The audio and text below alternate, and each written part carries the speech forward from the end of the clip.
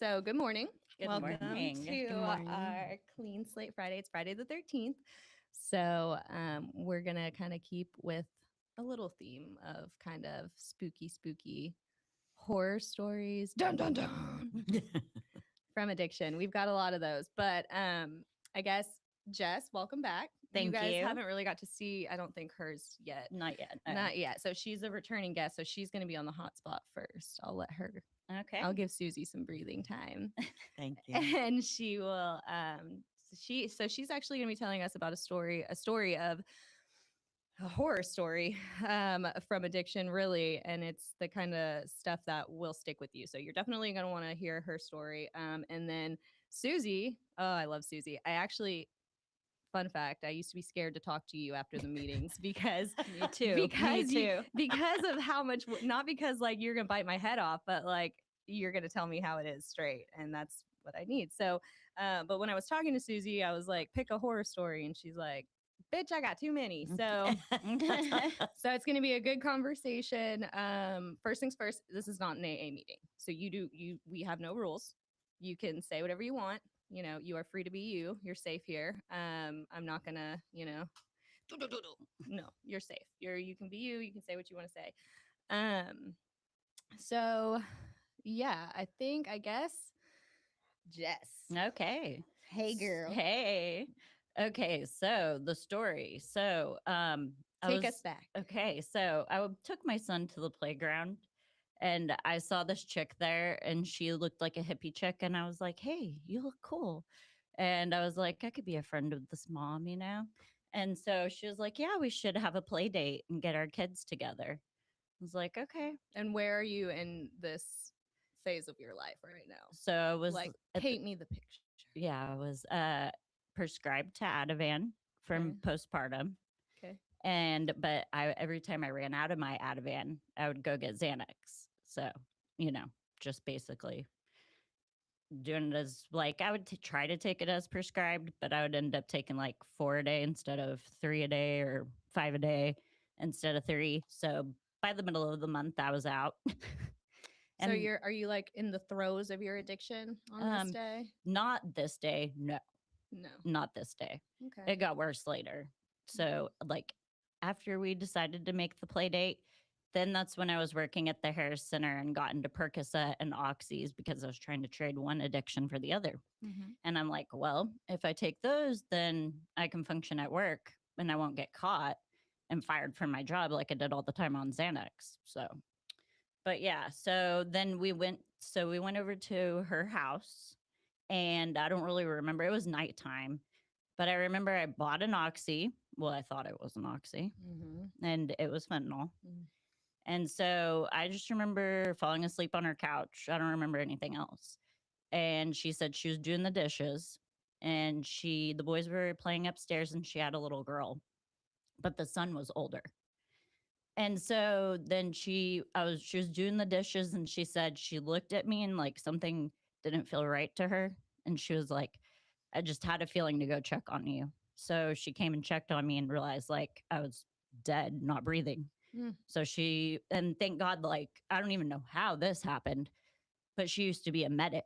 So like, that's crazy. I'm like, there has to be a higher power because of that. That's the only thing I have going off of.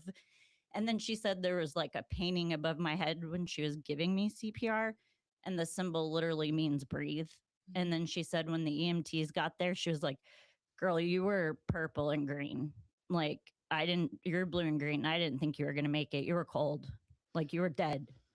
Wow. Yeah, I just got chills from saying seriously. that. Wow. So you're dead on a play date, essentially. Right. Thank God she had her older son keep my son upstairs. And so the kids? No, he has no idea. But I told him about it recently because he was like, oh, yeah, I remember there was an ambulance there, because he asked me like, hey, what are you going to talk about on your podcast? And you told it? What'd you say? Yeah, I told him, and he was like, oh, okay. He didn't even really So it's react. one of those things that goes. Yeah. So that's going to be an interesting story to tell later. One day. One day, yeah. Okay, so you're blue, you're dead, basically. And then, so when they gave me the Narcan and I woke back up, that was the worst feeling I've ever felt in my whole life. Like, I was so cold and shaking. Like, I don't even know how to explain it. I don't know if it's because my organs shut down. They were like starting back up, but I was just like shaking. And they wrapped me in a blanket. And then the even cool part, I was in my scrubs when they took me. Oh And my I was in royal blue scrubs, and they go, "Hey, do you want us to take you to a different hospital? Do you work at HCA?" And I was like, "No, luckily not yet," because I was going to school to become a nurse. But they were going to take me to a different hospital because that's how cool the nurses were. I mean, the medics were, Yeah. because they like understood and were like, "If you work here, we're not going to take you to this hospital." And I was like, "No, I don't work there." So then And I'm probably not going yeah, to, and I'm right? probably not going to after this. Yeah. And so then I go to the hospital, and I'm still like fucked up. I don't really remember a lot of what happened there. I just remember that Michael wouldn't come and get me. So he was like, "No, your son's asleep. And after what you put him through, I'm not coming to get you." Mm. And so I remember in the waiting room, I'm like asking random people if they can give me a ride home because I don't have any money. Mm. So I rode with some random people who dropped me off at my house. I don't even know who they were. Yeah. But Okay. yeah, that was so scary. And you think that would have made me stop, but no. So that's almost a horror story in itself. Right? That didn't. Yeah. So how did it progress after that? After that, it got really bad, and I got really bad into oxys, but I couldn't afford it anymore. So I got myself off of them. Luckily, I was able to do it on my own. But I know people who can't, you know? Mm-hmm. So yeah, I'm lucky that I was able to do that. But then I went right back to the Xanax. Oh my good. Okay. Yeah. So wow. Yeah. Wow. Okay. So in that moment, I have a question. In Mhm. that moment, did you realize what your higher power was doing for you? Or was Oh, that no, something not at all. Not at all. I did not believe then. you didn't? No, it wasn't until later that I'm like, "Jessica, come on. You've taken 11 Xanax and drove from like Klein while you were 17 years old to the Mhm. Woodlands area and made it there on 11 Xanax. Like, Mm. there has to be something Mm. with that incident and that." And I'm like, well, and the fact that I've never gotten a DWI Oh my or gosh. Talk about luck. yeah, right. Luck, On luck, that luck. There's one. so many times I got home and I didn't even know how I got there, drove, or and I Yeah. did drive. My friends would be like, "You drove us home." Oh I'm my like, gosh. "Oh, See, I was not that the frontline drink and driver. I was yeah, the one that was gonna make other people do it for me. yeah, But I remember like, well, my husband can drive because one, he's a better drunk driver than me, and two, if we get pulled over, he's going to jail, not me. wow, Yeah. wow, yeah, I should have had my husband on here today. Horror story. I'm right." married to Yeah, I have one of those too with Michael, a really horror story where he took a Xanax and then wrecked our car and ended up going to jail later on that night for assault. And Oh, and he didn't even know why he was there and called me and he's like, "Get me out of jail." did you say no? Yeah. I was like, "Do you know what you did?" At that point, I'd be like, well, you made me stay here. You wouldn't pick me up. Yeah. Yeah. You wouldn't. Yeah. Oh my goodness. Okay, so wow. Okay, so higher power definitely. When you started to like, was it when you got sober that you or Yeah. like Well, in rehab, I started reading this book, Letters to a Starseed, and that like really helped me because it's spiritual and not religious. and your higher power is like Mother the Earth, yeah, like the earth. nature. Yes, yes, energy, that kind of stuff. So that's why it's hard for me. I have never even read the Bible, so I have no idea what it even says. Well, I'm yeah, I didn't grow up religious, really. the Bible's a scary one. I have tried many times to read it from front to back, but it is very scary. But I do think like, they say like God led me to AA, so AA could lead me to God. Like I feel like the way I can like pour myself into my big book, I feel like it's like an appetizer for Yeah. when God wants me to open that book. Because I couldn't tell you a Bible story really. I mean, I could tell you like, the ark. Somebody got eaten by a whale, I think. Yeah. Right? Jonah? I don't know. Jonah the Well. I need to watch some Veggie Tales. All right, Miss Susie. So, what do you have to say over there? You got anything to add on Jessica's story? Do you have any contrasts, comparisons? What Well, you thinking, girl? I'm from a different generation, so I mean, y'all are.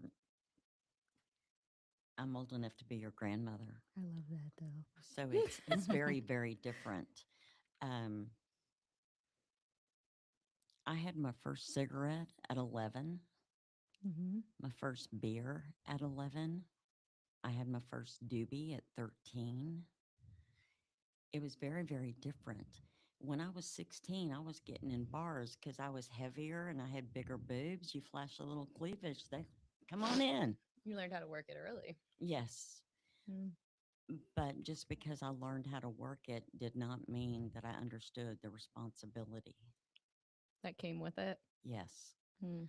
Um, I have a multitude of stories where it is an absolute miracle that I'm not dead because I put myself in situations where I could have been killed, Mm-hmm. raped, murdered, and for whatever reason, those things didn't happen to me. Uh, but before I got clean and sober, it was August of 18, and I'm also a diabetic, and alcohol turns to sugar in your body. And I was out of control. I mean, totally out of control, drinking, drugging, not eating right. My first um, issue with addiction was food because I grew up in the 70s, and if your blue jeans were not spray painted on, they were too big. If you could breathe, your clothes were too big. And so I, for me, I had to be skinny. Mm-hmm. And I didn't know what the outcome. I didn't understand the consequences, and why that's such a prevalent deal for me is like, okay, girls, I'm going to go old school. If you don't know, Google it later. But there was this brother sister act back in the day, the Carpenters, No, I know the Carpenters. and she was phenomenal. She was a drummer like nobody's business, just amazing. And she died as a result of anorexia. Mm. Mm, And that's what I started with, Mm. was anorexia. Then I discovered bulimia, and it gave me an illusion of control, Mm. Mm-hmm. and I have to say illusion because that's what it is. Mm-hmm. The only power I have is from the top of my head to the floor. Mm-hmm. I can't control you, what you think, what you do, nothing. Mm-hmm. And it's like in August of 18, I went in the hospital, and that was the wake up call for me because I woke up in the hospital and there was no one there. Mm. My husband wasn't there, none of my kids. I was blessed with 6 children, Mm-hmm. and they want nothing to do with me. I want to talk about that. I want to talk about that. It's very difficult because we all have trigger words, in my opinion. Mm-hmm. Okay, and one of the trigger words for me is reprimand, because my first boyfriend as an adult would say that to me. Don't make me have to reprimand you. And then he mhm, would beat the shit out of me. Mm. mhm. I got bounced on my head up a flight of stairs. I mean, all kinds of stupid, sick stuff. And then my other word is stupid. I hate to feel stupid. I would rather for you to think I'm a bitch than to think I'm stupid. Same. I mean, it just, You can't hurt me if I'm a bitch. But Mhm. if I'm exactly. stupid, you can pull one over on me. Yeah. Yeah, exactly. And the thing is these children that I was blessed with, they're scary. They are so brilliant. Mm-hmm. I mean, so it's girl, boy, girl, boy, girl, boy. There's three of each. And my middle son, Eric, committed suicide March the 6th of '07. Mm-hmm. And when he was in third grade, he could read on a sixth grade level. My son, Josh, he's now 42, brilliant comedian, phenomenal. And he has a way of cutting through the BS, and you can hear what he says, and you don't feel like you're stupid or you're being preached at or whatever. Do you know where he got that from? Do you think? I think it developed out of his survival because I put my children through a lot of shit. I really did. I would love to say that I didn't, but I did. That's the one thing I am acutely aware of. I have to take responsibility. And part of my taking responsibility is allowing my children to be the grown-ups that they are and respect their journeys and not force myself on them. And that is very difficult because my middle daughter, Crystal, is pregnant with her first baby. And because of all the water under that bridge, she won't communicate with me. Mm-hmm. And it's really difficult. But I also know that she has a right to feel how she feels. And I deserve what she delves out because of the things that I did. I was not a bad mom all the time, but the bad stands out more than the good. Mm.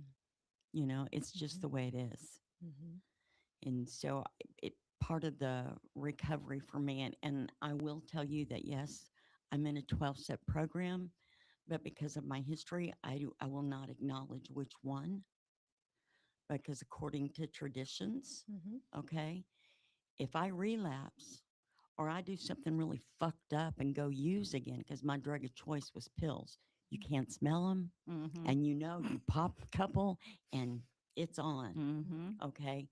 But if I do something, then I can give that 12-step program a black eye Mm-hmm. and make people think it's not legitimate. It doesn't work when it does. Mm-hmm.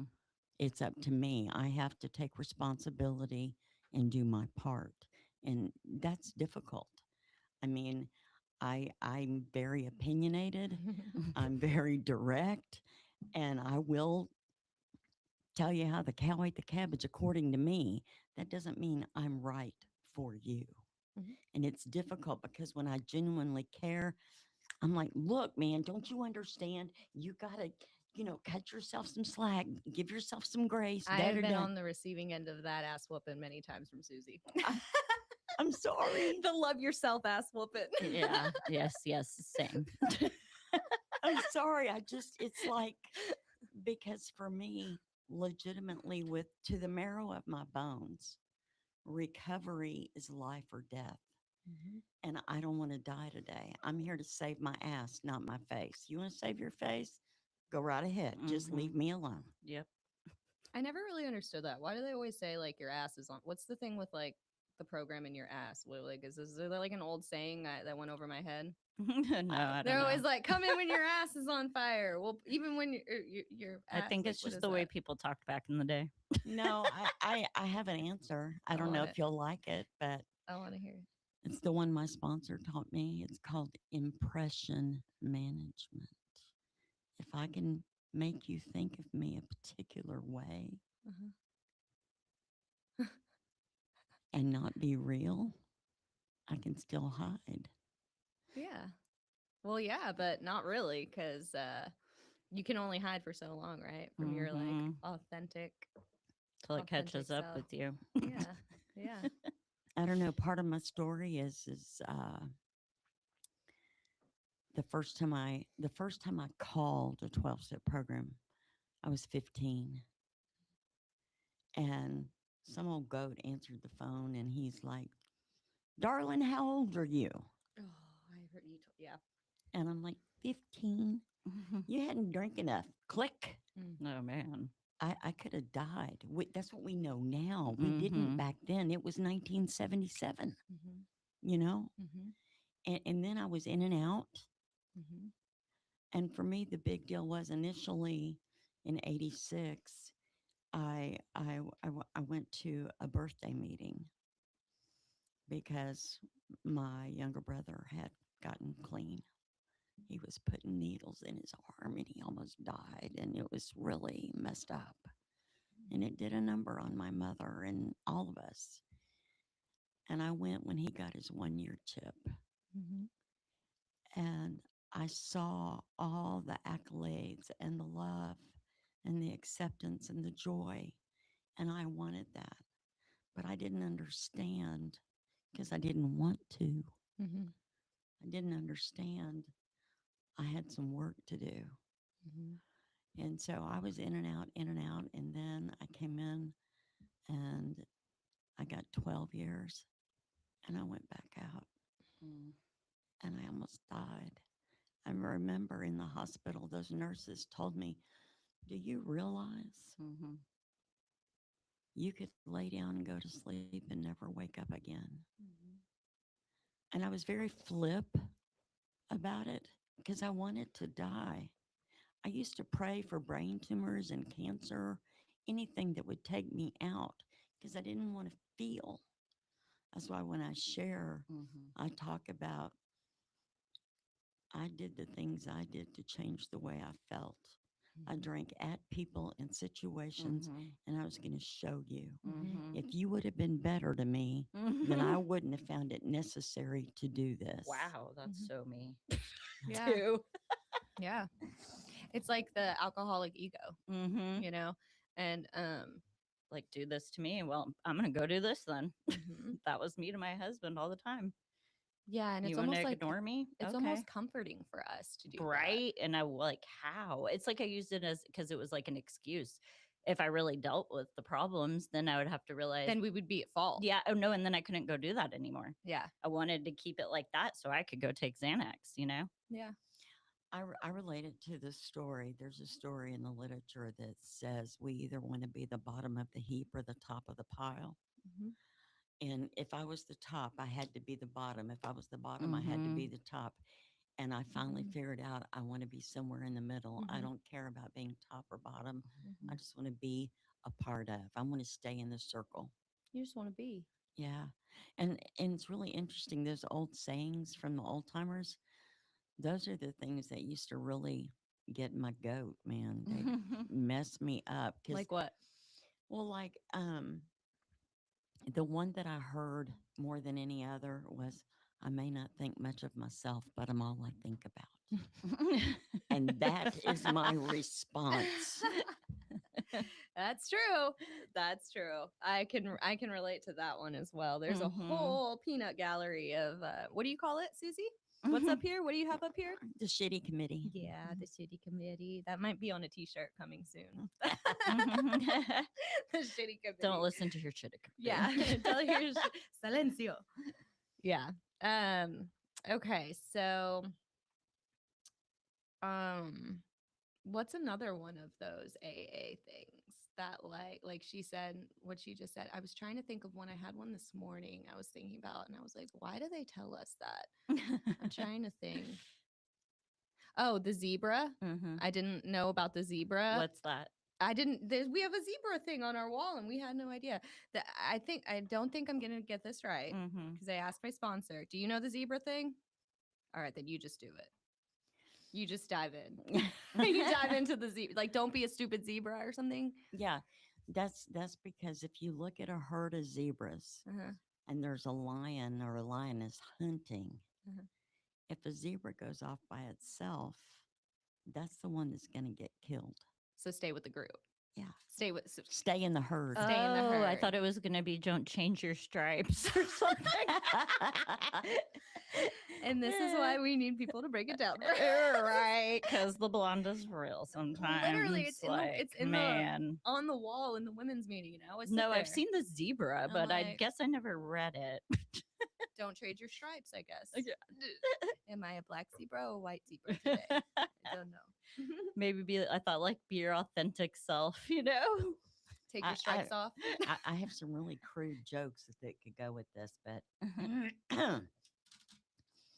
It's a nice table. um, Let me see. I think there was another one too. I had to ask my sponsor. I love when I call my sponsor and I ask her like the most off the wall stuff sometimes. I remember asking everybody what cross talking was in the beginning and getting like, and you know the crazy thing. Did you hear my lead yesterday? Your thing with Remember when I said, and if you don't know what this means, here's the definition. Here's the definition. Yeah. I needed that though, because I would ask everybody like, what's cross talking mean?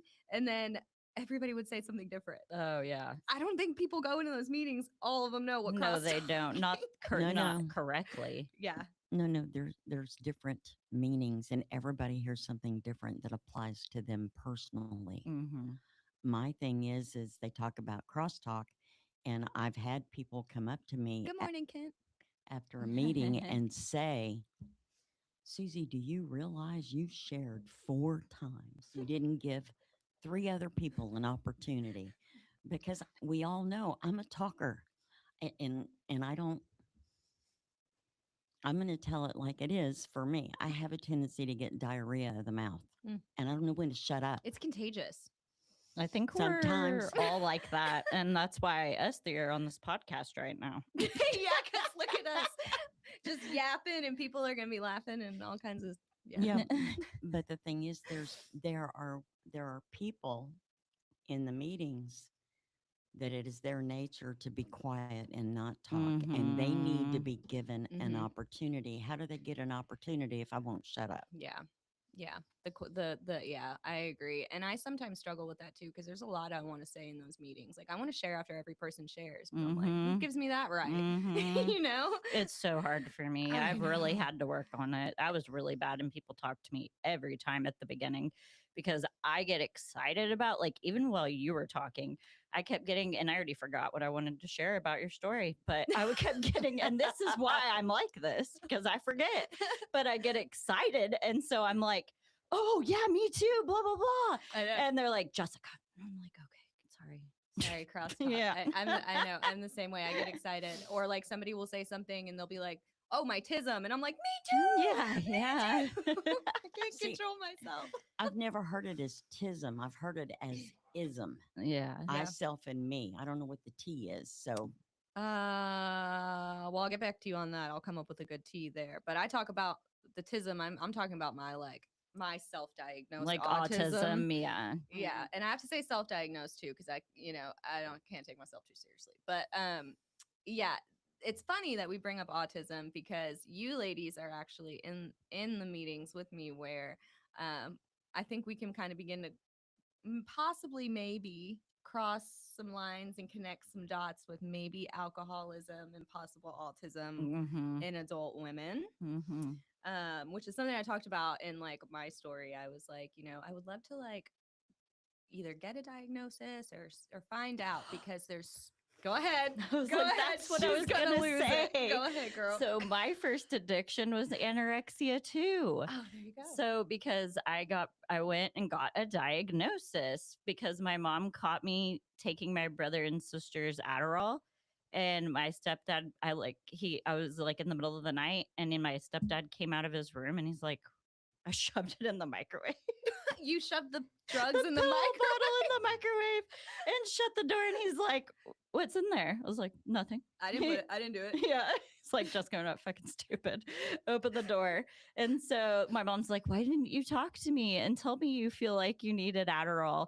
But I think that was like the beginning of my addiction. You know what I mean? Like, so did she, what do you mean? Like she was like, why didn't you tell me like so you I were, could get it yourself? No. Like, why didn't you tell me so I can take you to a doctor to get you diagnosed if you're feeling like, because I was failing everything. I had a hard time paying attention in class. I really am ADD. So I went and got the ADD diagnosis. But then I got on the Adderall and I was like, hey, I can be as skinny as the other girls because this makes me not want to eat. And I was in cross country. So I was and cheerleading. So I was a flyer. So I was super tiny. Me too. Yeah. I got thrown around too. I only did it because there was no dance team out there. But sorry, I would make fun of the cheerleaders while cheering. But I would be like, yeah. I was like, I'm just here for the dancing portion. I want to shake my ass and go home. Yep. Oh my Not goodness. the cheering portion. So I remember the girls in high school that used to take Adderall to stay Mm-hmm. skinny. Did you ever do? Because you went down the eating disorder route. Did you ever like abuse pills to stay skinny? I And not remember. until I was older. No. When I was in school, I mean, I learned with bulimia that you can eat And and then. nobody says anything. Mhm. And then you go to the bathroom and you vomit or you take X-Lax, whatever.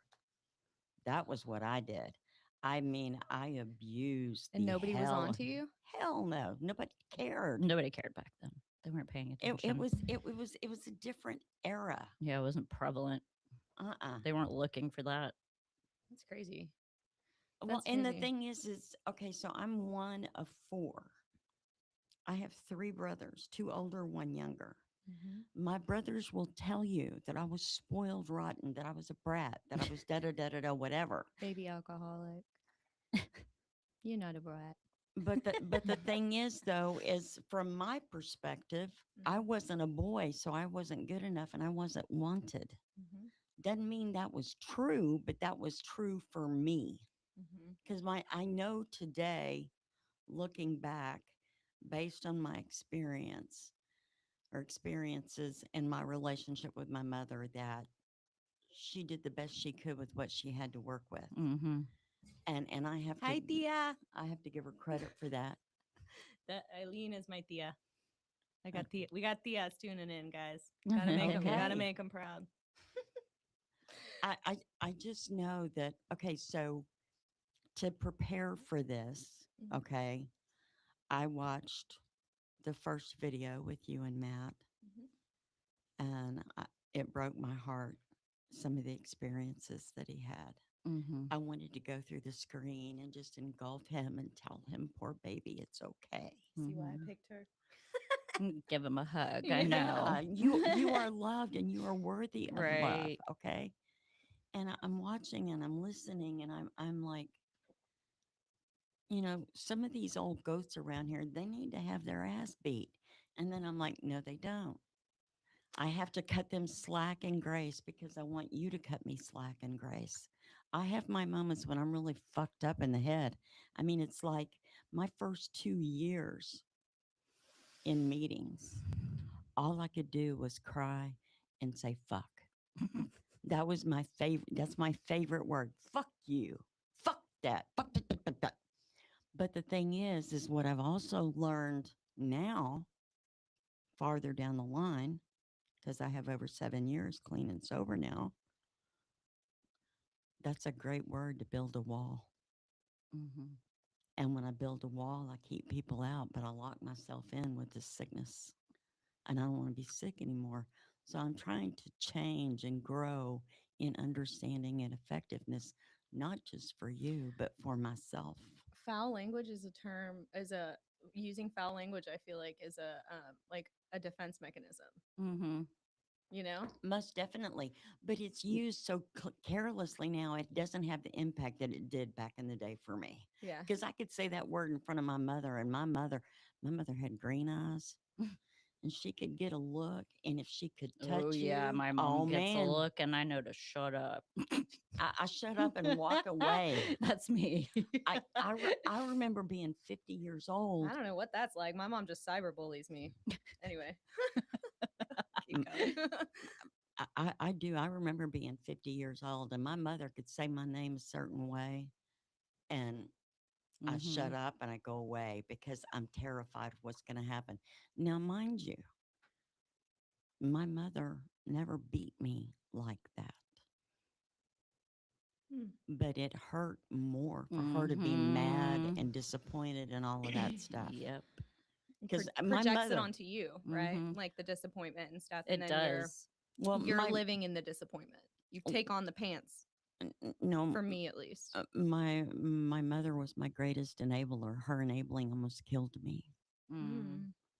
and that was hard for her and me because of the same coin. She had one side, I had the other. I think this is kind of controversial, but I hate labels. I can't stand them because we got little kids, little boys in school and teachers are saying they won't sit still. And it's like they're Mhm. not fucking supposed to. They're little boys with testosterone. They need recess.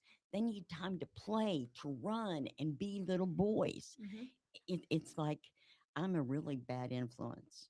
Because, I mean, I remember being at your house, Miss Stephanie, and telling those boys, let them slide down the stairs in the basket. Correct. And Mm. since then, my children have ditched the basket. They go for the pillowcases.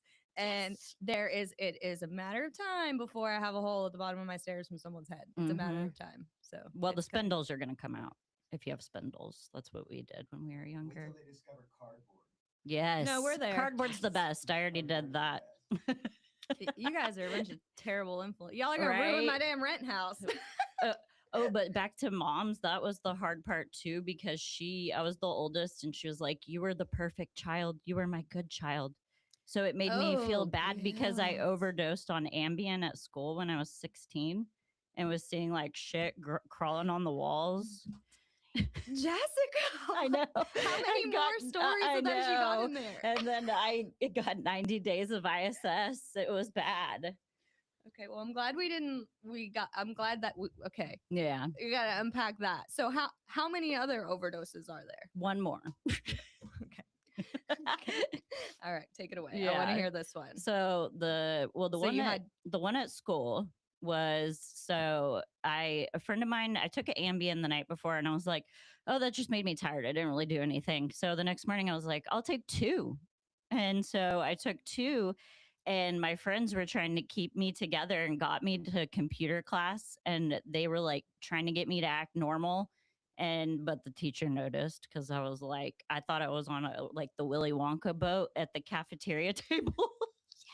Yeah. And then I went into the classroom. I was seeing stuff crawl on the walls and I was telling people. Can you call my mom, please? Right, no, I did not want them to call my mother. That was the last thing I wanted because my mom can be scary. So I was in the nurse's office and I remember I fell asleep and my mom comes in there and I got a ticket from the cop. And she slaps me on the leg. And Wait, you got a like, ticket from the cop for being high? Yeah. The cop gave you a ticket. Yeah. At school. Yes. Okay. This is out in the middle of nowhere. So Okay. they're different out there. It's So not you're the city. busted. big time. Busted. Like I had to do community service. Yes. At a Damn. church and everything. Yeah. So, and then I had to go Me to, too. I had community service. in yeah. church. And I had to go to night school because they didn't want me there with the other kids because I was a bad influence and I was the city girl. I wasn't from there. So I was, our family was outcast. Like everybody hated us. Anyway, because we were different, Mhm. Anyway, so my mom comes in there, slaps me on the leg. She's like, what the fuck is this? And I was like, what? She's like, you know what I'm fucking talking about. And I'm like, out because I took 2 sleeping pills. So I'm like, no, I really don't.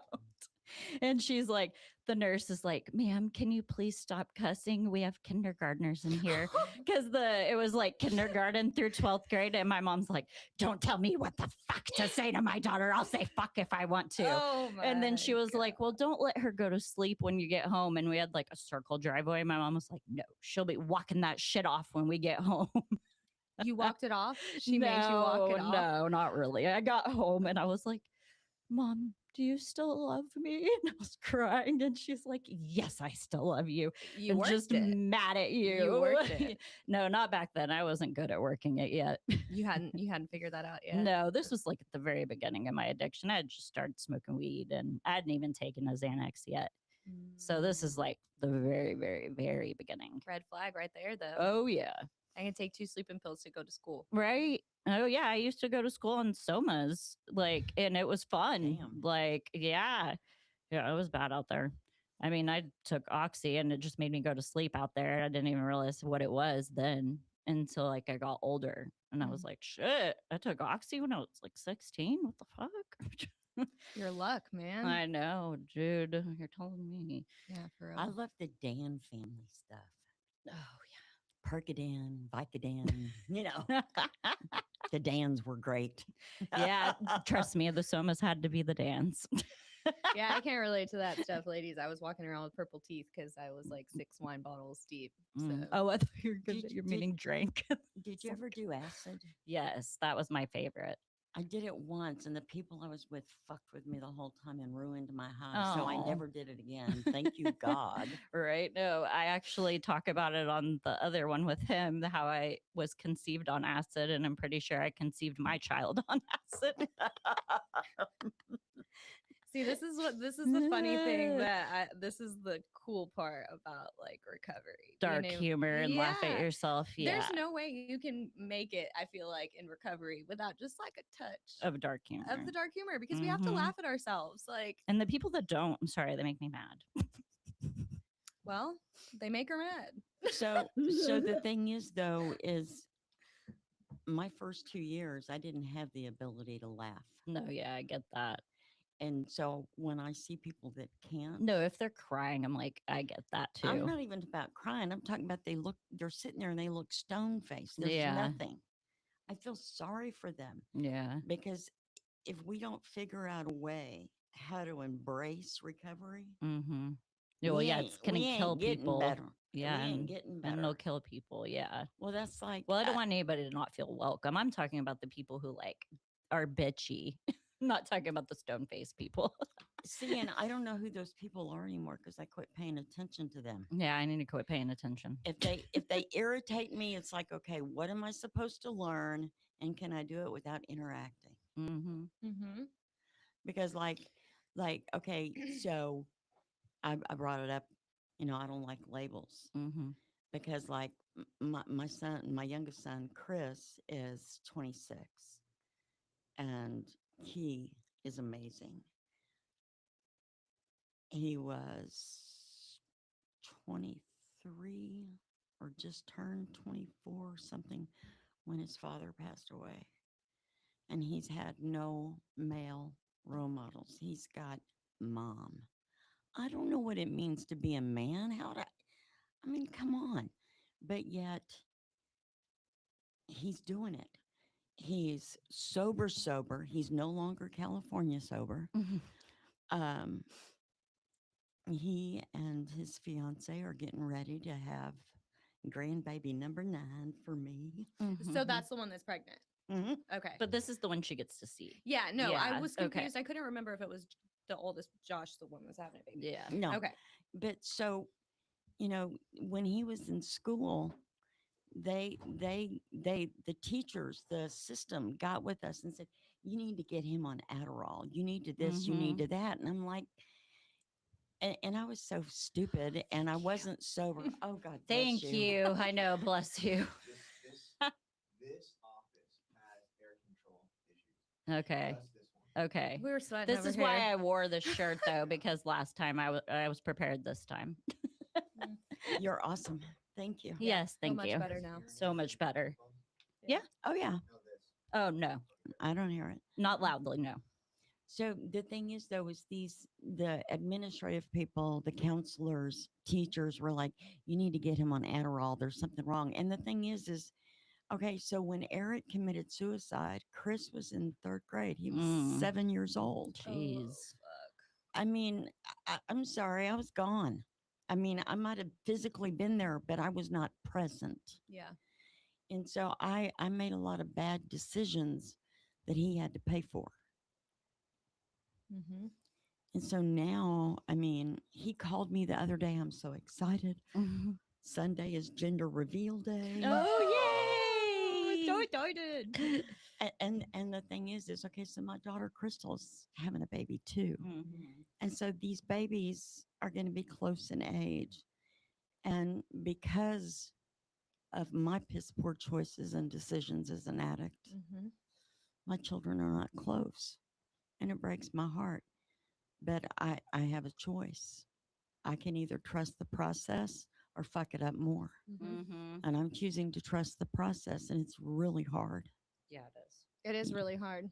It is very hard. But I something I love about Susie, y'all, and this is, I don't know if, I mean, God's always in at work, but the thing about Susie, I met Susie being vulnerable about how I am missing my own mother. And through sitting there and listening to Susie share about what she's going through, and I've said this in meetings before, Like, we are sisterless sisters. We are Mhm. motherless daughters, daughterless mothers. We are all of that coming in there together. And like, like, it's just crazy to think that like you have children that will not talk to you because of what you have done to them, whatever, regardless of where you are at today and what you are actively doing. Like, you have the children that don't want anything to do with you. On my side, I'm the child, and I can like, our situations are so like parallel, but not at all really. And so it's the thing I love about Susie is she can help me heal the broken parts of the daughterless, or the, the motherless daughter, Mm-hmm. while I can also help her, the Mm-hmm. daughterless mother. Oh, I know. And it's amazing. And I try to tell Susie all the time, because we take ourselves, we're hard on ourselves. And the best thing that Susie can do is the best thing that Susie has consistently done, and it's show up. Mm-hmm. And I've even said, before, where my personal opinion, which is bullshit anyway, but I believe when a daughter has a baby, things change. They do. And they need their mom. Oh, it'll change. And so, like, I think. what I said, be available. Mm-hmm. Be available for them. Continue to show up. Continue Mhm. to be the mom that they need you to be, whether they're watching or not. Because, like, when that day comes where she says, I kind of want my mom, or I feel like I need my mom, you doing all this is that reward. You know what I'm But saying? the hard part is too, like, I'm in the middle because I get both, because my dad is an alcoholic and because of the stuff he's done to me, but he's been sober since my son has been born. So I have a relationship with him because of my son. But if it wasn't He's for a good my grandpa? son, he's a great grandpa. Mhm. But if it wasn't for my son, it's like I still have this like hate towards him, and I don't know how to forgive him. And I hate that I'm like that because he's been doing good for so long, but I don't know how to get rid of it. And so I'm sure it's something with your daughter like that too. Like, it's so hard for us to just let it go. And I don't know why. Like, I have a hard time even just hugging him. I don't know why. So part of it, in my experience, I may be wrong, Yeah. but if I forgive you, then I have to follow that forgiveness with a decision. Mm-hmm. Do I want to be in relationship? Because I can forgive and not be in a relationship. Okay. Yeah. But the thing is I also know based on my experience that how I treat other people, okay, like when I harbor the hurt, the resentments, when I harbor that, I shut myself off from the sunlight of the spirit. Mm-hmm. And so for me, part of what that means is if I want you to forgive me, I have to forgive you. Whether or not we have a relationship is not as important as the forgiveness, because how can I ask to be forgiven? I mean, because I was an abusive mom at times. Crystal has valid reason to be upset with me. Mm-hmm. And for me to say she doesn't because I'm not that person now is wrong and disrespectful of me towards her. Mm-hmm. I don't want to do that. If Crystal never has a relationship with me again, I get to decide. That's the one thing we've been given as a result of recovery is we've been given the gift of choice. I didn't have a choice before. I had to get fucked up. I had to. Yeah. Mm-hmm. I had to And survive. so I I I have a responsibility Mhm.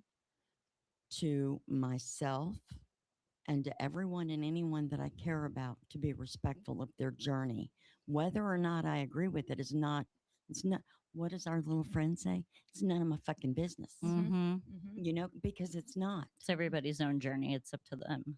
But the Mhm. thing is as like my sponsor has taught me, my sponsor has 40 years sober. 40. It's crazy. I mean, and the thing is she's the one who has taught me over and over and over and over and over and over and over again. Our higher power assembles groups. Mhm. It's no mistake. It's the three of us Mm-hmm. and Matt hiding in the corner being all sweet and cute. Yawning. Yawning. And you've been to both of our houses with both of our kids. Well, her kids and my kid. And we've done laundry. I know. She helped me fold my clothes. She helped you fold your clothes. Yeah. She helped me match Aw, socks. yay! I'm glad we're both horrible at putting our clothes up. I have a terrible confession. That laundry basket of socks is still sitting there. I have a terrible confession that those clothes are still sitting on the back of the couch. So we need Susie in our lives to help Right, us. help us get it together. No, but see, that is part of the gift of recovery. Mhm. Because there was a time when I couldn't see past the nose on my face because it was all about me. Mm-hmm. Or the next, for me, it was the next drink. It was Eh, always the next Sorry, drink. I'm still selfish. You're right. No, I mean, No, it's true. I'm working on it. Yeah. But the thing is that this is one of those sayings that I hate. Are you about to use vulgarity? Yes, Mm-hmm. time takes time. Yeah. Ugh, yes, or everything happens for a reason. Yeah. When I talk about vulgarity, I don't mean the words that most people do. I'm talking words like The ones that make our skin crawl. Yes. yes, honesty, Mhm. accountability, responsibility, Mhm. integrity. It's like I don't want any of that. Yeah. No. I'll stay with my fucks and my shits. I'm but like, you can keep your rebel. trust. But the thing is one of the gifts that I've been learning as a result is every time I take responsibility, I feel better. Yeah. It's weird. It is weird. I hate it when I have to take responsibility, but then something happens really good after that and shows me that like I'm on the right path. And if I don't do the right thing, things stay shitty. So I've been in my shitty committee and it's just been one thing after the next. And so I need to get positive. Well, I play on my phone a lot because I don't really have a TV that I can turn on and listen to some noise in the house. Mm-hmm. So anytime I do anything, it's on my phone. That's my little computer. It's like, oh, this is good. I like this, and I keep scrolling, and I'm doing. But the things that keep popping up recently are things like I spend more time with myself than I do anyone else. What am I saying to myself? Am I mentally masturbating in such a way that I'm beating the shit out of myself? Or am I getting to the pleasure and the release? Love this analogy, by the way. Sex is one of my most favorite things, and my husband's been gone almost 4 years. It is very weird. Yeah, we I know were what you together mean. 28 years. So it's like, Was he? I think I asked you this. Was he sober? yes. Did y'all met before the program, right? Well, we actually met in the In the program, program, in that's- my other recovery, and he wouldn't date me till I had a year. Well, that's good. I mean, he knew, you needed that time. He wasn't 13 stepping you. Yeah, exactly.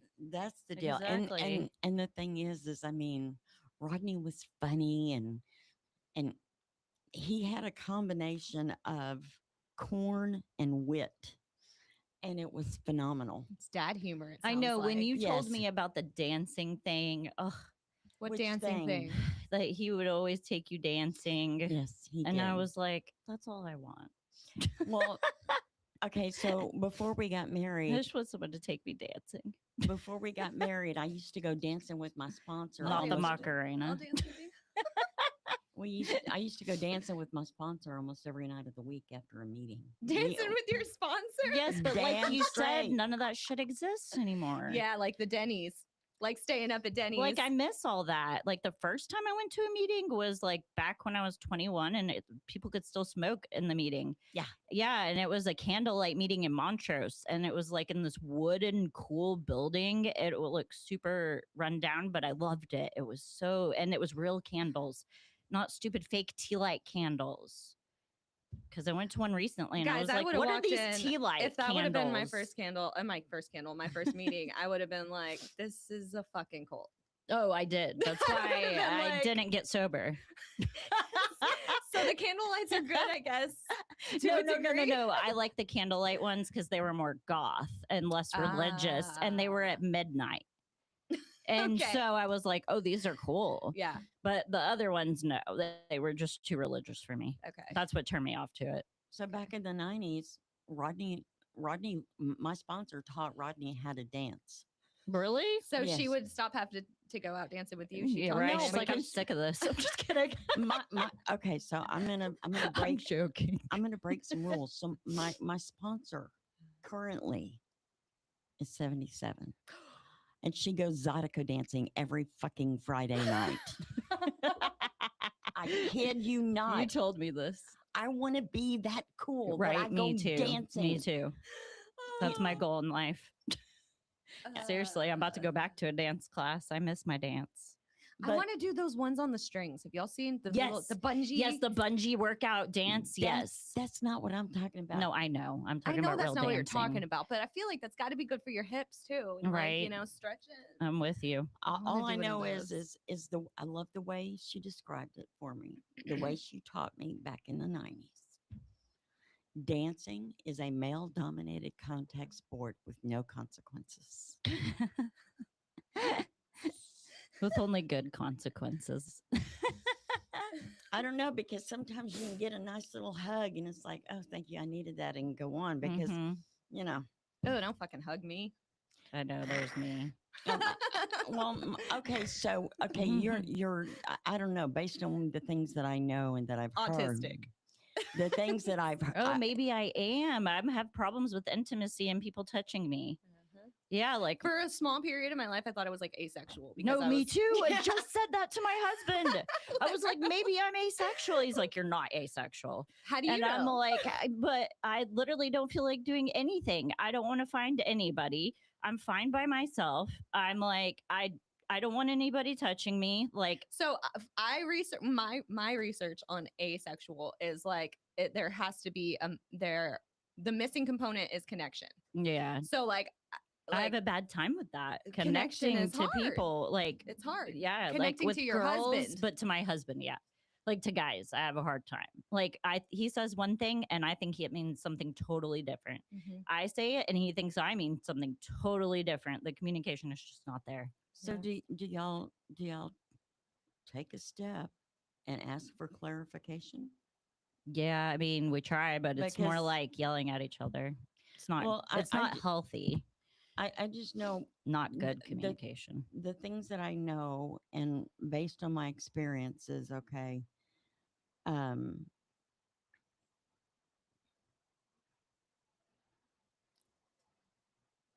My husband was a really good man, hmm but he was also an asshole. Yeah, They yeah, all are. that's mine for sure. There was I'm sorry. So, but the thing is somewhere along the way I had to make a decision, you know. I knew what his faults were Mm-hmm. and I knew what his good qualities were, and I had to decide was that a set I could live with. Mm-hmm. Are you gonna love both, or No, yeah. you don't have to love both, but you have to make a decision. like if you're gonna- accept both? Yeah. Yeah, because Mhm. I mean, one of the reasons that I fell in love with my husband is he was the first man I ever knew in 35 years, give or take, that I could not manipulate with sex. Yeah, that one. And he told me to my face, and you always knew there was a story because he would say, well, darling, and then there's a 15 to 20-minute dissertation. Mm-hmm. Are you sure your husband's not? I'm just kidding. And so he said to me, he said, well, darling, it's probably none of my business because we weren't dating yet. Mm-hmm. He said, it's probably none of my business, but I think you need to do whatever you need to do to take care of yourself and fuck everybody else. They don't get a vote. That's exactly what my husband said to me I- almost when we got together. I have never heard another person say that Right? since. Do you want to then. know what my husband said to me when we got together? Mhm. When he asked me to be his girlfriend? Yeah. All right, this is serious tea. He said, "Do you want to be my girlfriend? But I'm not going to pay for all your shit." And here we are, 10 years later, and he Right. pays for all Oh, my shit. Yeah. Love you. Oh my goodness. I just I'm of the belief that I've needed every experience I've ever had to make me into the person that I am today. Because that was one of the things I was going to say about both of y'all is y'all are both, I'm old enough to be your grandmother. I mean, really. Okay. And yeah, I mean, because I have grandchildren that are 25. I'm One- 30. I'm 36. I's a big girl. Okay, well, you can be a big girl, but still. But I'll still be you can still be my second mommy Yeah, that's cool. because our stories are so similar and we look the same. So But the thing is I have to give what I believe I'm supposed to give. And the thing is when I was your age, I've needed the things that I've said to you. mm-hmm. When I was your age, I have needed the things that I said to you. I Mhm. needed them. And that was one of the gifts that my sponsor gave me because I mean, like after I talked to you, one of the guys like I'm like I call my sponsor and I'm like, you're not gonna believe I said da da da da da. And she's like, she chuckles, she laughs, giggles, whatever you want to call it.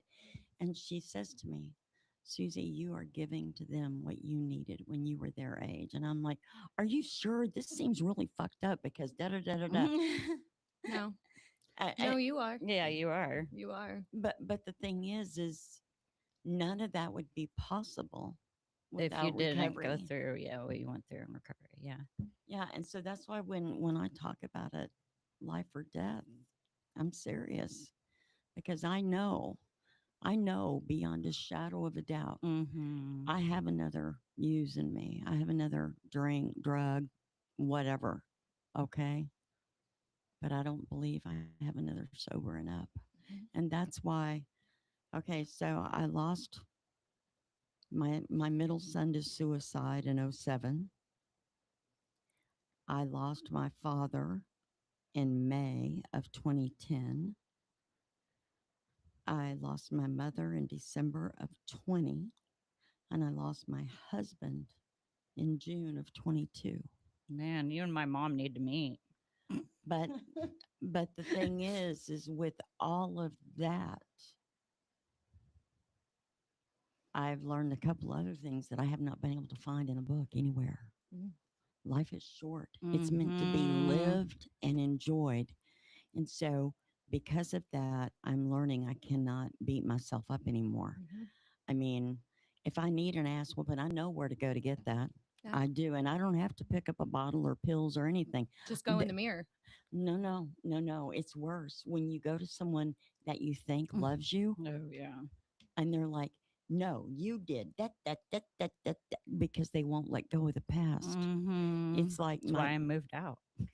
my middle brother wrote me a letter and told me that he was dead to me, never to contact him again. My brother said the same thing. And the thing How is, weird. and he blames me for everything. And the way that brother keeps score is with money. Mm, And yeah, I hate that. And I do. I owe him a crap ton of money. And if I ever am able to pay it back, I will. Mm-hmm. But I can't live in that. What is it they've been saying recently? Your past is a lesson, not a life sentence. It's like when you're driving your car, you have this big ass windshield and this itty bitty rear view mirror. And that's the way our life is supposed to be. The rearview mirror is when we glance back at the past. You glance, you don't stare, you don't live there. Stop. You look back and you're like, okay, what did I not learn that I was supposed to learn? Because that's the other thing is I It continues to happen. I keep getting the same lessons over and over again until I get the God. lesson. Oh my Me God, too. me too. I wonder what Just it last night. literally what will it take for Right. to get money? Like God, give what do I got to do for that? No, Like, right? Same. just just a little bit. I don't need like millions. Right. I know. I just want to have a little Kim, tiny, I just want to have a 1-story house for my son and me, and that's it. Like, I don't need something big. So there's simple. stories in the literature about that say we're not supposed to try to get the financial aspect, because if you don't do the spiritual first, all that other stuff puts you in Russian roulette with your recovery. Yeah, that's where I'm So, at. I wonder if that's why, because I got sober and God took away all my money, Yeah. everything in every way, in every security gone, ripped out. Mhm. So I'm like, okay, is that why? So that way I could really learn how to trust. Like I could really, really be vulnerable and like talk about like naked on the bathroom floor type. Like, God, I got nothing. Like, is that why you did that? To give me the spiritual step first? Like the I don't know. I just know that if I'm putting my dependency on anything or anyone other than my higher power, my life is shit. Yeah. That's why I have shared before that my life is none of my business. My responsibility is to suit up, show up, and be of service to the best of my ability. And my higher power takes care of my life. And when I stay out of the way and I'm not getting out that big stick, stirring the pot, my life gets good. I don't know. yeah, that's true. I mean, it's like, how many times have we as moms, when our children were little, I have to add this because my youngest is 26, my oldest is 46. So, okay. So, how many times if you don't do that, you're going to get hurt? Yeah. Don't do that. It's going to burn you. Oh, so many Don't- times. I mean, and we're not telling them no to deprive them, but they're kids. They don't know. They have to be taught. So I can't just say no, Yeah, you have to tell Which them is- why. which is what I usually did, because I, I get around my kids and I absolutely get tongue tied, because I'm so afraid that I'm going to give them another reason to hate me, Mm. you know? I can relate to that. I sound stupid sometimes when I'm trying Oh to. my God, my son schools me all the time. I He's can smarter relate to than me, that. probably. I'm Like, not even joking. I'll be trying. So yesterday, my son came home and told us that two boys held him down so this girl could push him on a brick wall. Mm. So total. But when I'm sitting there and I'm trying to handle that moment with him, I can relate to what you're saying, because I know in the past I haven't always handled it right. One, and two, I know the gravity of the conversation that we're about to have, Mm-hmm. and I will fuck it up. Like I can't get my words out. I sound Mhm. like I'm stuttering. Like I am scared to talk to my kids like that too in those moments. And it sounds good up here. What I'm trying, the Mhm. point that I'm trying to get him to make, like, stand up for yourself. Yeah, yeah, yeah. But Yeah. it comes out and it sounds like botched, and my kid's looking at me like, "So what?" What? And I'm like, yeah. I just want you to be a good person, you know? Yeah. And It's see, hard. and I'm old school. I was taught if somebody starts something, you finish it. I told him Yep. yesterday. I did tell him yesterday. I'm sick and tired of it. I said I So don't am care. I. I said I don't care if it's a girl. You push her off of you. Mhm. Push her off of you. And who are those boys that are so pussy Right? whipped in elementary school that a little girl can convince them to abuse somebody? It's bad though. Like It's really it's bad. bad. Somebody Like choked people him call last year. yes, this kid choked my son recently, banged his head up against the bus window. Then his friends call him fat all the time. Like it's just constant shit. It's And my terrible. son is so sweet, so I hate it. You Oh, I know, he's know. like, yeah, but I'm a gentle giant. He goes, I'm a gentle giant. I'm just a gentle giant. yeah, but the thing is okay, that's today. Yeah, exactly. When they get in high school and he gets that And growth he's spurt, huge. Yeah. oh, they're gonna be scared. Oh yeah, no, he's already so much bigger than them. I'm like, Mace, knock him down, show him. Like you, if they hit you first, like It's crazy because my kid. I'm over it. My son, my oldest. This is one that this happened to. He's 7. He has 2 younger brothers. So like at home, Mm-hmm. like he'll whoop their ass, and Yeah. he knows he's bigger than them and everything. So I don't know.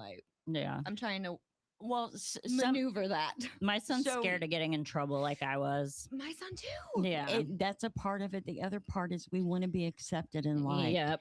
Think about it when you were in school.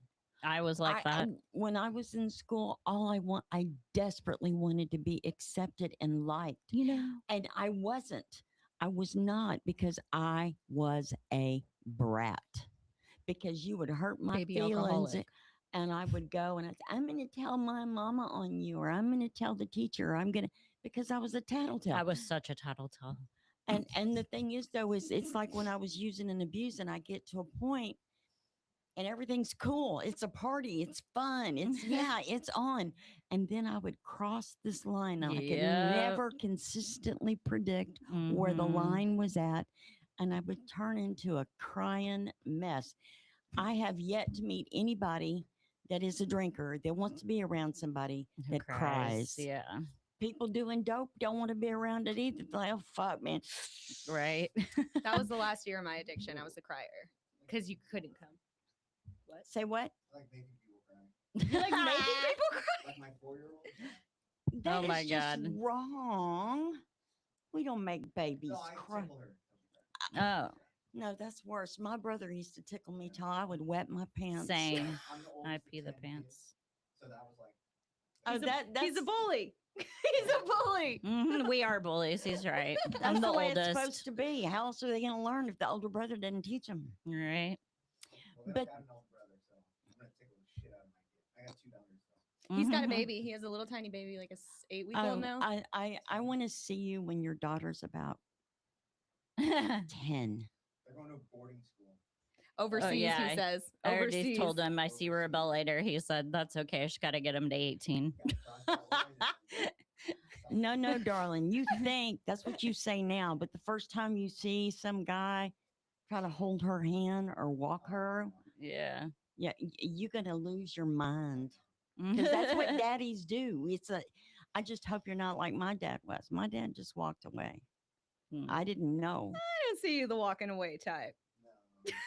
No. No, we're not I- doing I that. gotta figure out a game plan or else I'll end up in prison again. Yeah. It's like, My son has already figured, since his baby's due July 30th, he's already said, Mom, if I have a girl, I'm in trouble. And I said, why? He said, because with my military background, I'll have guns, knives, everything I need, and I will make a body disappear. I'm like, the thing about okay. Having boys is you only gotta worry about one. One dick. Yeah. When you That's got- what I say. That's what I say. She literally just told us that the other day. Yeah, boys are easier than girls because with boys, you only have to worry about one Johnson. With girls, you got to worry about all of them. Mm-hmm. I think it's hard as shit regardless. is. Damn. It is hard as shit regardless. think I'm it's like hard over as here, shit. my son's over here like telling me what's what, and I'm trying to set the rules, and he's like, that doesn't even make sense, and then tells me what makes sense, and he has to combat everything. Yeah, we're everything in his arguing. argument. Everything. Well, and we tell him every day, Mace, you're gonna make one hell of a lawyer. One hell of a lawyer. But I think as a parent, we have a responsibility to teach them to love yourself and what is it that you want to do. What problem do you want to solve? Because if we get them to identify with what they do, they're never going to measure up. There's always going to be someone or something better No, I don't or want whatever. that. I don't either, because Yeah. that's the shit that was done to me. And Same. I was taught I needed to be an arm trinket Hmm. because if you're not pretty and skinny, nobody wants you. I mean, I think I was almost 40 years old before I ever heard my mother tell me I was smart. Oh yeah, no, trust me. That's why I want to become a nurse, because everybody was like, oh, Jessica's just the ditzy blonde. I think my family just thought, oh, she's pretty, she'll marry somebody. But I want to be smart. Like and that's why I went to school and got my degree, because that's like the biggest thing to me. I literally started crying in a meeting yesterday over it because somebody said thoracotomy, and I was like crying because I want to be a nurse. And I'm like, Tracheotomy. yeah, It was trach. yeah, tracheotomy. And she kept saying trach, and I'm like, I'm not a nurse yet. Well, see, okay, and So I got to and- get back to that anyway. see, and my thing is if you don't have a degree, you're not smart. That's how I felt.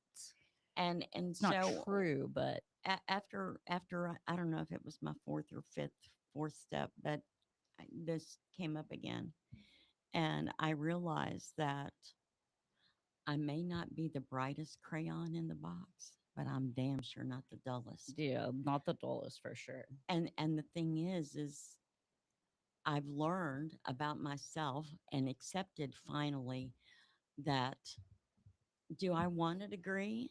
Yes. Do I have the desire to exercise that commitment? Fuck no. That's where I'm at now. Though. I don't have the. I mean, if I'm like, where I'm was that passion and motivation? Where's the passion I had and motivation? More passion. well, see, and that's the whole I'm deal. Is tired. I love school now, but I hated it when I was in it Same. because of all the bullying. I was bullied. I remember being in like first grade, and somebody would pull my hair and take my lunch money, which is what promoted the anorexia. Because if I didn't have money or a lunch card, I didn't eat, and people didn't mess with me either. Mm. And the other Mhm. thing is in my family of origin, I believe, and I might be wrong because, you know, it says fancy to real, and in my memory, everyone in my family was introverted. They were Mm. not big talkers unless it was family and they really knew each other. And everywhere I go, I have never met a stranger in my life ever. That's how I am, obviously. I'm Miss Chatty Cathy, right? And so I believe that because my family was introverted Mm-hmm. and I was extroverted, they didn't know what to do with me. Mhm. They didn't know how to. You're different to them, and yeah, they don't know. People can be don't know how to scary. deal with that. Yeah, they don't. They think, oh wow, that's too much, you know. And that's what I felt too much all the time. Like I was, and I felt like I never. That's what I was going to say to you earlier. I felt, and I still feel this way. I don't feel like I ever fit in anywhere. Like You're not supposed I'm always to. like the one with the like odd thoughts that are not the same as Or the everybody too else. dark sense of humor. Yes, or the too one- dark sense of yeah. humor. Yes. Okay, so hear me That's my out. tism. Hear me out. You're not supposed to fit in. You were born to stand out. No, Why did you fight that? I don't know. It's true. I don't know. I don't know why I fight it. And that was something new that I've just recently Yeah, I've never learned. heard it. So And when I say recently, Something in to this think instance, about. it's like been in the last year. okay, So that makes me feel better. You're Yeah. right. I know. I need to think about that. That's a good thought. Like, why do I want to be the same? Like, why don't I want to stand See, out? and that's my thing. I hate being ordinary. And it's like people talk about getting your hair done and da da da da da. And I used to go do that. I used to go and pay all this money and let them dye my hair blonde because everybody wants to be blonde and green eyed. And I'm like, I don't. Not all this I Colombian. all I wanted was her features, so I could be a true goth. And see, and all I love being a redhead. yeah, I love being a redhead. And redheads are badass. I have red Yeah. in my hair though too. So. well, my thing is Biased. if I spend enough time out in the sun, my hair naturally Yeah, gets lighter and the red Same. highlights show. And Mhm. Strawberry so blonde. I don't do that anymore. It's like people are like, why don't you go get your hair blonde? And I'm like, why don't you go fuck yourself? Mm-hmm. Mind your business. Well, why don't I'm ya? happy. I just want to be me, and I want to be comfortable in my own skin, and that's not always easy to do. I mean, it's like little bit over here. I'm Meh, a little bit. in this moment. In this moment. They used to call me Little Bit when on my cheer team when I was little. They Aw. called me Little Bit. I Oh haven't wow! heard that in like That's crazy. 20 years. But it's like I love the women that look like you with the dark eyes and the dark Me hair, too. and you've got this beautiful smile, and everything I love fucks me up because I don't know how to read it. I can read light hair and light-eyed people with no problem. I know when you're fucked up. Oh yeah, she will know when I'm fucked up. But I don't know how to read. I don't know how to read people that The Latin. Yeah. Good Latin. But yet I love the Latin. I'm trying to learn Spanish. I'm getting better. Yo hablo but muy poquito español. sí, muy poquito. We'll go to the Spanish speaking meeting. We'll try that. Okay, yeah. Hola, mi nombre es. Es Jessica. And I'm Susanna. Stephanie. But I mean, really, when you stop and you think about it, okay, so how much time clean do you have? Almost 2 years, 4-4. Whoop, whoop. Okay, so how would you treat 2-year-old Mace? Oh God.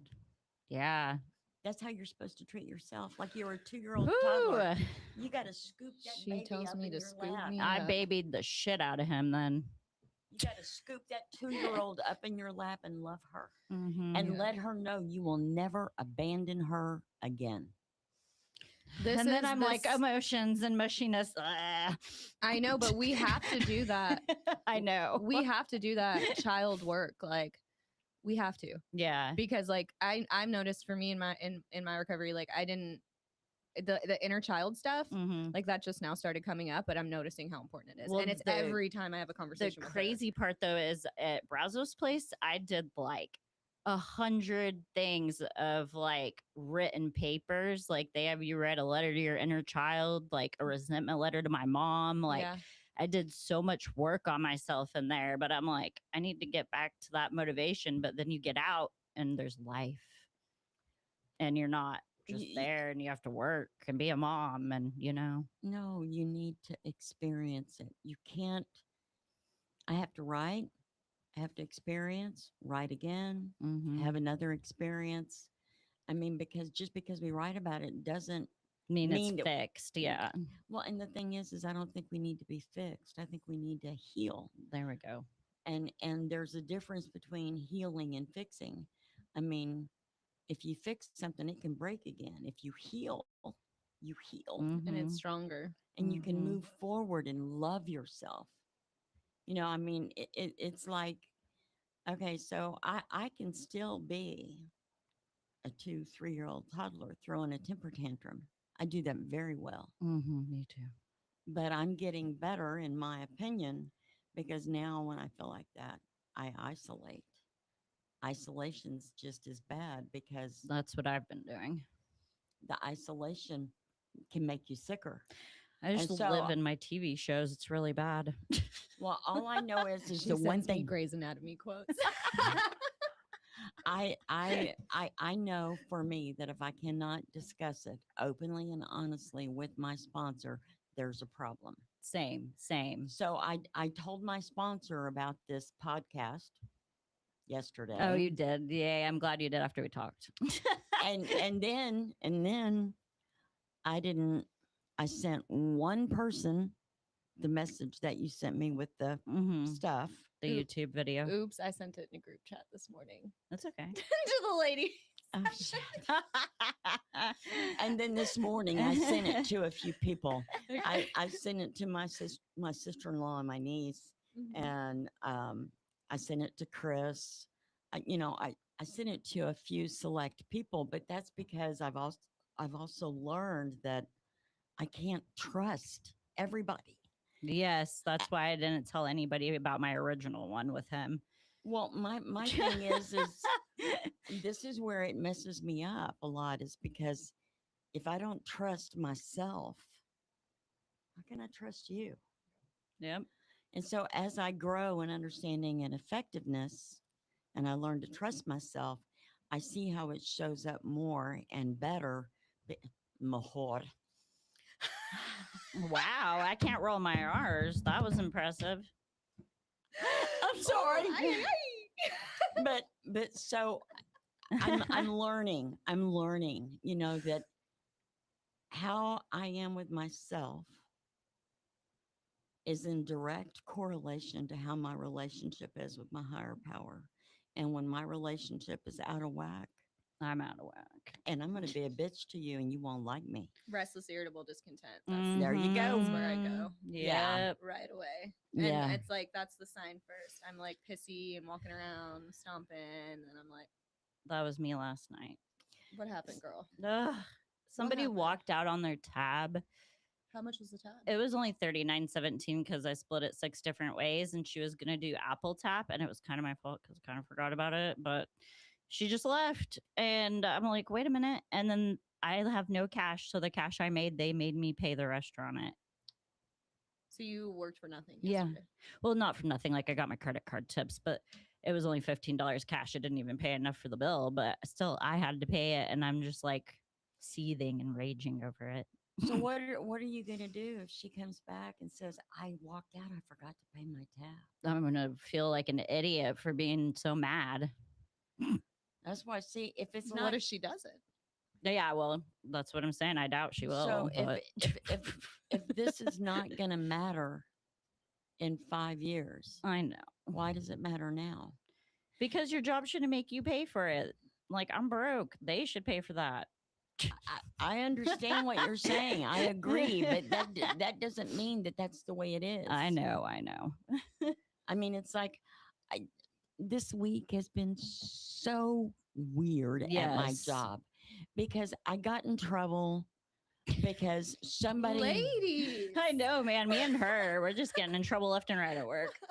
somebody opened one of the roll-up doors in the plant for delivery and they didn't close it. Mhm. I come on shift and they fuss at me about it. Now, Oh, mind I hate that. Yeah, but now here's the other side to this. I'm the site supervisor, so I'm supposed to be the one they Hi, talk to. Jan. Oh, okay. Good morning. So there's that, and so my boss fusses at me. Now, mind you, I sit in a fishbowl. The lobby is ginormous. The desk is in the middle, and everybody who walks by the desk, they're looking to see what I'm doing. And if they don't think I'm working, they call my site supervisor Jeez. They tattle on you? and tattle. Okay. So annoying. So somebody called. See, that makes me mad. Somebody called. I got in trouble, and I'm not allowed to play on the computer. I'm not allowed to listen to music because I turn it up too loud, and they don't like the music I play. And I listen to everything. The only thing I don't listen to is rap. I mean, in Italian operas, I can't. They give me a headache. So Okay. I'm not Valid. allowed. I'm not allowed to do this stuff, right? And so they said, read a book. It looks more professional. So I finally got over my and started reading. Can I come to your job? I'll just read. No, because when this happened with the roll-up door, they took the books away now. I can't read at work anymore either. Oh, man. I have to sit. I have 5 screens, 37 camera views that I have to watch. Make sure nothing's happening. Yeah. I'm not supposed to leave the desk, but I have to get permission to go to the bathroom if it's before 5 o'clock. Oh my gosh. I mean, it's insane. It's absolutely insane. And then the other day, we had a situation with the cleaning crew who comes in. Now, mind you, we're all contractors. Mm-hmm. I'm a contractor with a security company. The cleaning crew are a contractor from a different company. And these little girls, oh my God. I'm so glad I was not at my desk. I was moving my car from the sun to the shade to covered parking because it was after 5 o'clock. I can park in covered parking. It's cool. These girls, grown ass women, threw a roll of plastic trash bags at the cleaning supervisor and hit her in the chest. Holy crap. And then they refused to leave. Oh my god. So I had to put my security hat on again. Get down to business. And I had to tell them, you need to leave. No, I'm not done. And I'm like, my boss said you need to leave. Well, then call the boss. Call the boss. And this little, it's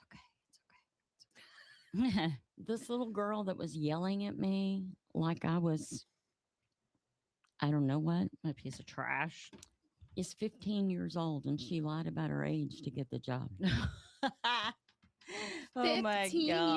years old? And she lied to get the job. In Man. reality, she claims she's 19. She should have just shut her mouth. She would have been fine. Right. Just stay under the radar. And now, And the person that she was with is her mother. So her mother naturally defended her. oh, yeah.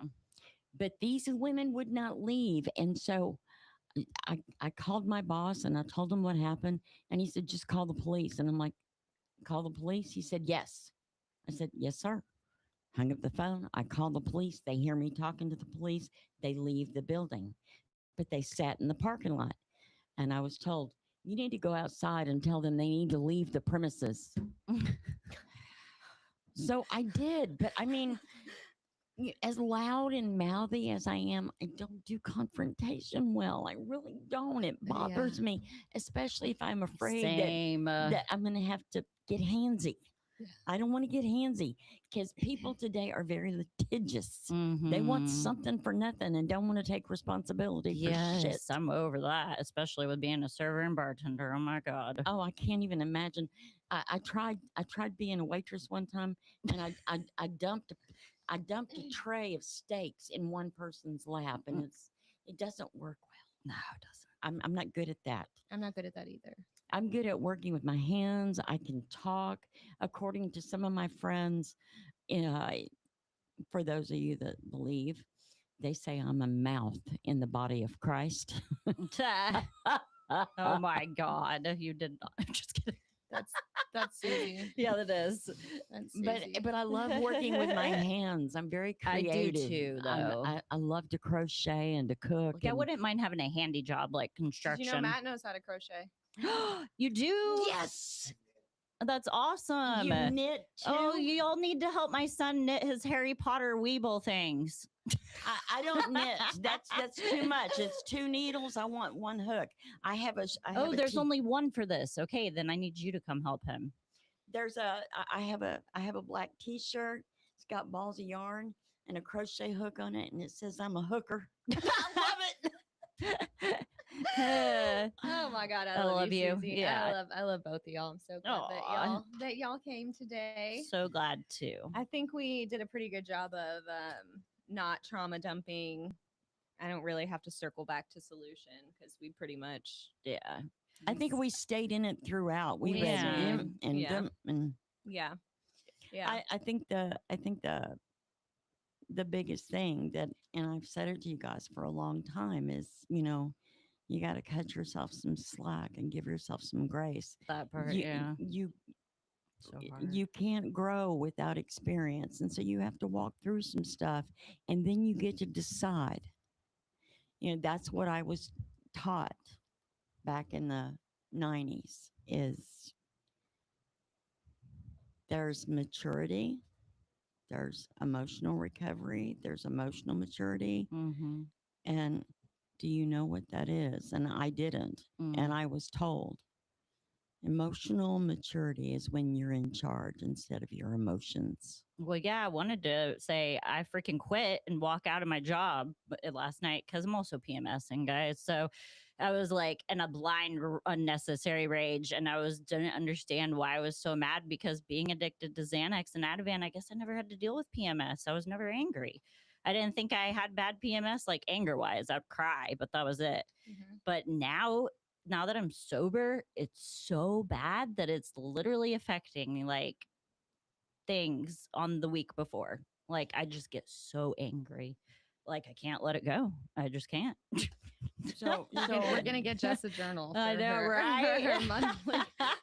no. So what I was going to suggest is you just go order see her your a journal. on you go Clean talk Slate. to your doctor and find out, because that's the thing for me is I did. every time I go to the doctor, it doesn't matter which one, Yeah. they always want to give me a prescription for antidepressants Or birth control. or anxiety or something, and I'm like, no. Exactly. That's why I don't want to go, because I already did that. And they're like, but you, and I'm like, no, I don't. I'm in a program that says if I will work this to the best of my ability, it is effective for all my problems.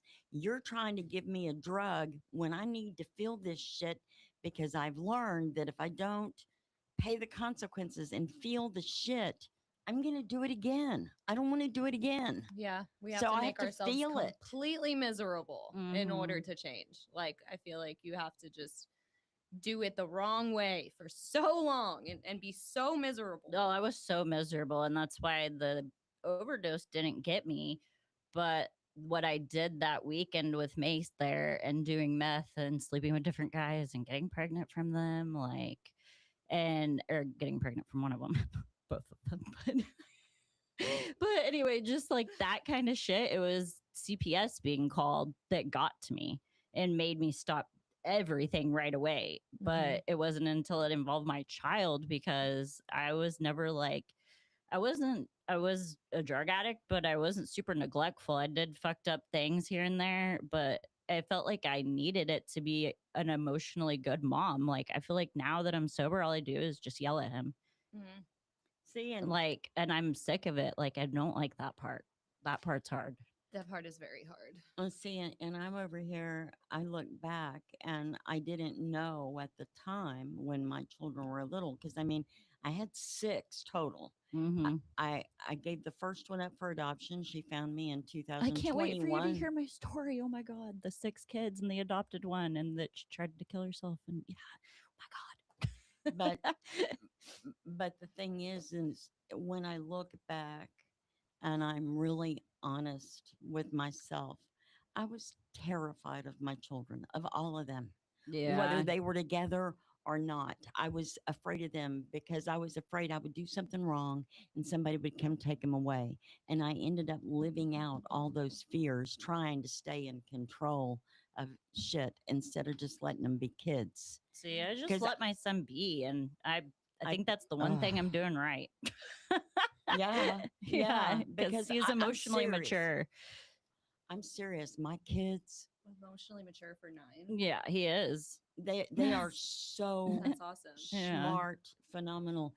They're good human beings. They all have good Exactly. hearts. That's why I get They're so very kind and compassionate upset and about loving. kids, like bad things happening to kids. Like, having a child was so scary for me. And that's why I only had one. Like, my anxiety went through the roof. All I could think about was him dying every day. Oh yeah. Like, Mhm. and when I was pregnant, I would cry every day. I wish I could just see if he was all right. Wish I could just see if he was okay. I bought a Doppler. I I know. was I didn't crazy. know you could do that. I was crazy. I bought a Doppler. I wanted one. All I would say that all the time. I wish I had a Doppler I could carry around with me. Yeah. No, that shit made me crazy. The having the Doppler. I wanted to do that all the time. I wanted to be Dopplering in a restaurant or whatever to Yes. make sure that Yes. my kid was still alive. That was not an option for me. I thought I was even gonna be 26 years punished. ago. For all the Xanax, I thought my kid was going to come out a different color, and like I somehow slept with. two-headed. No, like he was going to come out black, and I somehow slept with somebody and didn't remember because of Xanax, and like it was going to come out a different color because God was punishing me, and so my husband was going to leave me. Dude, I came up with this whole scenario in my head. It was insane. Yep, that's the shitty Mm, committee at the finest. Yeah, and my husband's like, Jessica, you're fucking crazy. That's not what's going to happen. And you're like, holy shit, I am fucking crazy. Yep. We're always crazy, Right? It's always the same ending. Okay, ladies. So I have something a little fun we could do to end. I Okay. guess. I guess in honor of Susie being here, if you could say one thing to your child self Mhm. now, both of y'all, and I guess myself included, what would you Yes. say? Take your time. I have mine. You I go? do. I do Mhm. too. It's okay not to be perfect. Okay. I Like, it's that. okay if you mess up, because for me, my mom would made me sound like you're the good child. It just felt like no matter what I did, it was never enough. You know, like now that I have my degree, it's just like, why aren't you using your degree? You know what I mean? It's like always to the next thing. And so I always felt not enough for people or too much. So I was never like, The that's what I perfect would, yeah, like the balance. perfect balance. Like I would tell them it's okay if, you know, you cry. Like she would tell me, you're just like your Aunt Polly because all you do is cry over everything. Like that's one of the things I let my son feel his feelings, you know? So not being perfect, that would be mine. I love that. Yeah. I love that. Your turn. She's gonna make us all cry. No pressure. Not me. Remember what I told you about my soulless self? I'm just kidding. I am lovable. Mhm. I am good enough. I am capable. I am worthy. That's good. I like it. That's good. I guess for me, if I had to say something to little baby Stephanie, I would say I got us now. Oh, I like that one. I got us now. I like that one. That's perfect. Yeah, That's That's perfect. good. that's a good solution, I think, to end on. That's a Mhm. good That is. happy note. Okay, so again, thank y'all for coming. This Thanks was for like my having us. first time I doing know, this I'm so excited for myself. you. This was cool. Next week, so I have every other Friday. I don't know that day. I think it's 27th, I believe is the next I one. know the next Friday coming is the 20th. So yeah, the 27th. Yeah, so my next one will be the 27th. I already have a guest picked out. Her name is Brianna. She has an incredible story. She had a daughter 4 years ago, and she had a lot of medical like complexities, Mhm. stuff like that. And this woman just has so much strength. And this past year, her daughter actually passed away. So I am Oh going my to give God. her the space. I'm going to give her the table and the opportunity to kind of get that story out. Y'all are not going to want to miss that one. Yeah, I because want to it's listen in. definitely going to be a good one. We may have to stop and take a break and cry. But you definitely don't want to miss that. I'm trying to think. I don't think there's. Did I forget anything? Let me make sure. No. I talked So, about Brianna. I have a request from Jess. Yes. With what you said, can you say it in the first person present tense? I I am perfect. One more time. I know. Okay. I am good enough. I am good enough. I am good enough. I am lovable. I am lovable. I'm sweating. I am hot. I'm hot. I am hot. Wait till you hit your 50s and you go through menopause. Then we'll talk. No, I meant those emotional things make me hot. Yeah. That's called adulting. All righty, followers. I think we're good today. We will see y'all on the 27th at 10. Bye. Thank you. Thanks for tuning Bye. in.